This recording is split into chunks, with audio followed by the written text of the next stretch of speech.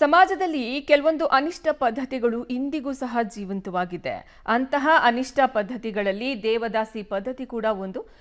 ಈ ಪದ್ಧತಿಯನ್ನ ನಿಲ್ಲಿಸೋಕೆ ಅದೆಷ್ಟೇ ಕಠಿಣ ಕಾನೂನುಗಳನ್ನ ಜಾರಿಗೆ ತಂದಿದ್ರೂ ಗೌಪ್ಯವಾಗಿ ಇಂದಿಗೂ ಈ ಪದ್ಧತಿಗೆ ಅದೆಷ್ಟೋ ಜನ ಮಹಿಳೆಯರು ಬಲಿಯಾಗ್ತಿದ್ದಾರೆ.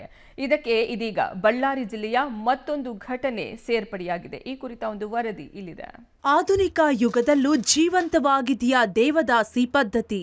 ಮಗಳನ್ನೇ ದೇವದಾಸಿ ಮಾಡಲು ಮುಂದಾದ ತಾಯಿ, ಯುವತಿಯನ್ನ ರಕ್ಷಿಸಿದ ಬಳ್ಳಾರಿಯ ಕುರುಗೋಡು ಪೊಲೀಸರು.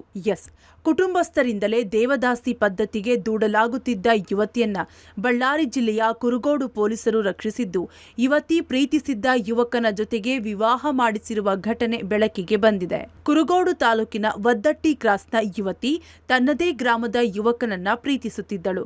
ಈ ವಿಷಯ ತಿಳಿದ ಯುವತಿಯ ತಾಯಿ ಪ್ರೀತಿಗೆ ವಿರೋಧಿಸಿದ್ರು. ಅಲ್ಲದೆ ನೀನು ಏನಾದ್ರೂ ಯುವಕನನ್ನ ಮದುವೆಯಾದ್ರೆ ದೇವದಾಸಿ ಆಗಬೇಕಾಗುತ್ತದೆ ಅಂತ ನಿತ್ಯವೂ ಕಿರುಕುಳ ಕೊಡ್ತಿದ್ರು. ಯುವತಿ ತಾನು ಪ್ರೀತಿಸಿದ ಯುವಕನ ಕೈ ಹಿಡಿಯಲು ಮುಂದಾಗಿದ್ರಿಂದ ಬಲವಂತವಾಗಿ ಯುವತಿಗೆ ಮುತ್ತು ಕಟ್ಟಿಸಿ ದೇವದಾಸಿ ಮಾಡಲು ತಾಯಿ ಯತ್ನ ನಡೆಸಿದ್ದಳು.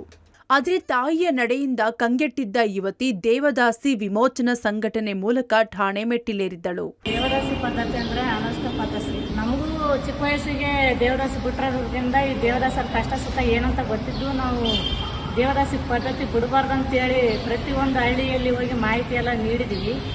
ಆದ್ರೂ ಜನ ಈ ತಿಳುವಳಿಕೆಲ್ಲ ಜನ ಇನ್ನೂ ದೇವದಾಸಿ ಪದ್ಧತಿ ಬಿಡ್ತದಾರಂದ್ರೆ ಈ ಜನ ಎಂತ ಕೆಟ್ಟ ಜನ ಇದಾರಂದ್ರೆ ಇನ್ನೂ ಅರ್ಥ ಮಾಡ್ಕೋಬೇಡ್ರಿ ಇವರು. ದೇವದಾಸಿಯನ್ನಾಗಿ ಮಾಡುವ ತಾಯಿಯ ನಿರ್ಧಾರ ಒಪ್ಪದ ಯುವತಿ ಪುನರ್ವಸತಿ ಕಲ್ಪಿತ ದೇವದಾಸಿಯರ ವಿಮೋಚನಾ ಸಂಘವನ್ನ ಸಂಪರ್ಕ ಮಾಡಿದ್ಲು. ಆಗ ದೇವದಾಸಿ ವಿಮೋಚನಾ ಸಂಘದವರು ಕೂಡಲೇ ಕುರುಗೋಡು ಠಾಣೆಯ ಪಿಎಸ್ಐ ಸುಪ್ರೀತ್ ಅವರಿಗೆ ಮಾಹಿತಿ ನೀಡಿದ್ರು. ಕೂಡಲೇ ಅಲರ್ಟ್ ಆದ ಪಿಎಸ್ಐ ಯುವತಿ ಮತ್ತು ಯುವಕನ ಕುಟುಂಬದವರನ್ನ ಠಾಣೆಗೆ ಕರೆಸಿ ದೇವದಾಸಿ ಪದ್ಧತಿಯ ದುಷ್ಪರಿಣಾಮಗಳ ಕುರಿತು ತಿಳುವಳಿಕೆ ನೀಡಿ ಮನವೊಲಿಸಿದ್ದಾರೆ. ಆಗ ಪ್ರೀತಿಸಿದ ಇಬ್ಬರನ್ನು ಒಂದು ಮಾಡಲು ನಿರ್ಧರಿಸಿ ಎಲ್ಲರ ಸಮ್ಮುಖದಲ್ಲಿಯೇ ಕುರುಗೋಡಿನ ದೊಡ್ಡ ಬಸವೇಶ್ವರ ದೇವಸ್ಥಾನದಲ್ಲಿ ವಿವಾಹ ಮಾಡಿಸಿದ್ದಾರೆ.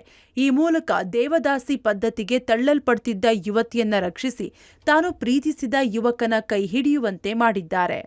ವದ್ದಟ್ಟಿ ಗ್ರಾಮದ ಲಕ್ಷ್ಮಮ್ಮ ಅಂತ ಹೇಳ್ಬಿಟ್ಟು ಅವ್ರ ಮಗಳು ಹಿಂಗೆ ದೇವದಾಸಿ ಪದ್ಧತಿಗೆ ಬಿಡ್ಬೇಕನ್ನೋ ಒಂದು ವಿಚಾರ ಮಾಡ್ತಿರ್ಬೇಕಾದ್ರೆ ಹುಡುಗ ನಮ್ಮ ಮದುವೆ ಆಗ್ತಂತ ಹೇಳ್ಬಿಟ್ಟು ಮುಂದೆ ಬಂದಿರೋದ್ರಿಂದ ಊರಿನ ಹಿರಿಯರ ಸಮಕ್ಷಮದಲ್ಲಿ ಇದನ್ನು ಕುರುಗೋಡು ದೊಡ್ಡಬಸವೇಶ್ವರ ಸನ್ನಿಧಿ ಒಳಗಡೆ ದೇವರ ಆಶೀರ್ವಾದದಿಂದ ತಾಯಿಯನ್ನು ಮನವೊಲಿಸಿ ಅವ್ರು ಮದುವೆ ಮಾಡಿಸ್ಕೊಟ್ಟಿದ್ದೀವಿ. ಸಮಾಜಕ್ಕೆ ಒಂದು ಒಳ್ಳೆ ನಮ್ಮ ಮೆಸೇಜ್ ಏನಪ್ಪ ಅಂತಂದರೆ ದೇವದಾಸಿ ಪದ್ಧತಿನ ಆಚರಣೆ ಮಾಡೋದು ತಪ್ಪಿದೆ. ಕಾನೂನಲ್ಲಿ ಅದಕ್ಕಾದಂಥ ಶಿಕ್ಷಾರ ಅಪರಾಧಗಳಿದ್ದಾವೆ. ಯಾವುದಾದ್ರೂ ಆಚರಣೆಗಳು ಕಂಡು ಬಂದಂದ್ರೆ ಕೂಡಲೇ ಪೊಲೀಸ್ ಠಾಣೆಗೆ ಮಾಹಿತಿ ಕೊಡಿ. ಸದ್ಯ ಬಳ್ಳಾರಿ ಜಿಲ್ಲೆಯಲ್ಲಿ ಬೆಳಕಿಗೆ ಬಂದಿರುವ ಈ ಘಟನೆಯನ್ನ ಗಮನಿಸಿದ್ರೆ ಇನ್ನೂ ಮುತ್ತು ಕಟ್ಟಿ ದೇವದಾಸಿಗೆ ಬಿಡುವ ಅನಿಷ್ಟ ಪದ್ಧತಿ ಸಮಾಜದಲ್ಲಿ ಜೀವಂತವಾಗಿದೆ ಅನ್ನೋದು ಸ್ಪಷ್ಟ.